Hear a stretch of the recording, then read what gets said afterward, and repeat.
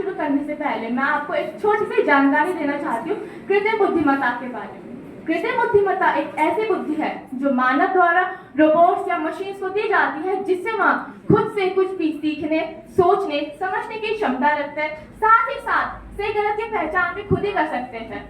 और सबसे जरूरी बात, हमारी जिंदगी को इतना आसान भी कर दिया है।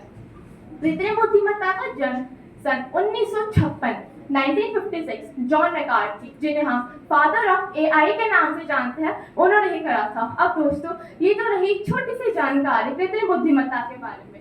अब हम लोग शुरू करते हैं इस यात्रा जिसका नाम है हिंदी पारंपरिक ज्ञान से कृत्रिम बुद्धिमत्ता तक।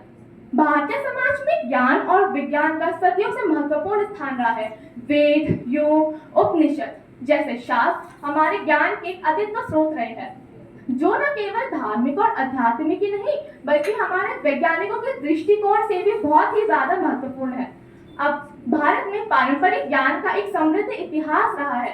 जैसे पहले के समय में हमारे ऋषि मुनियों ने प्रकृति के साथ तालमेल बिठाकर प्रकृति को अच्छे से अध्ययन करके नई नई चीजों का आविष्कार किया।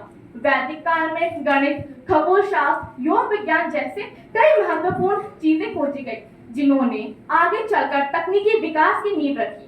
अब दोस्तों, ये बात तो हम सब जानते हैं कि कैसे कृत्रिम बुद्धिमत्ता आजकल हर जगह इस्तेमाल हो रहा है। फिर चाहे वो शिक्षा हो, कृषि हो, व्यापार हो, चिकित्सा ही क्यों ना हो, हर जगह इसका इस्तेमाल हो रहा है। यहाँ तक कि इसका इस्तेमाल सांस्कृतिक विरासत को संरक्षित करने में भी किया जा रहा है।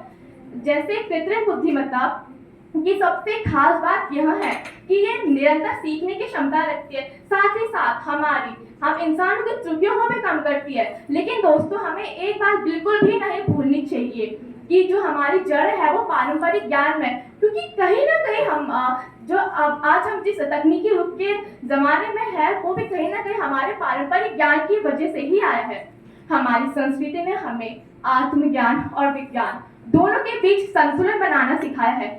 जैसे जैसे कृत्रिम बुद्धिमत्ता का विकास हुआ, वैसे वैसे हिंदी पारंपरिक ज्ञान के कई पहलुओं को नवीन रूपों से समझा गया। साथ ही साथ जैसे जैसे इस विज्ञान का विकास हुआ, इस कृत्रिम बुद्धिमत्ता का विकास हुआ, वैसे वैसे इसने मानवता को कई नए ऊंचाइयों तक पहुंचाया। जैसे हिंदी परंपरा, जैसे कि हिंदी भाषा हमारी परंपरा है, वैसे ही कृत्रिम बुद्धिमत्ता हमारा भविष्य है। तो अंत में मैं बस यही बोलना चाहूंगी, भारत में विज्ञान और हिंदी भाषा का समीकरण भारत के लिए एक सुनहरा मौका है, जो भारत का विकास ही नहीं बल्कि भारत को कई नए ऊंचाइयों तक पहुंचाने में मदद करेगा। इसी के साथ मैं अपने शब्दों पर विराम लगाती हूँ और आप सबका धन्यवाद करती हूँ।